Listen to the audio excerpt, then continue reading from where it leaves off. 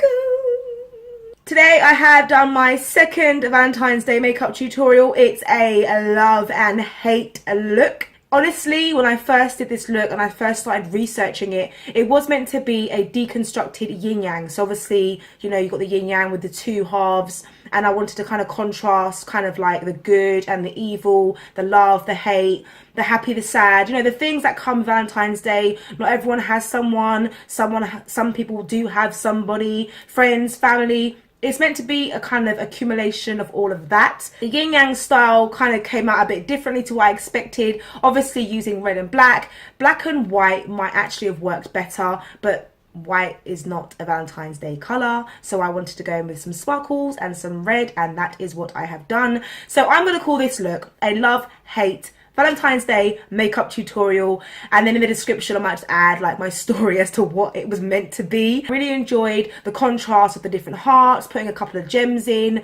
The lips are kind of like the kind of weirdest bit, but when I speak you can actually see like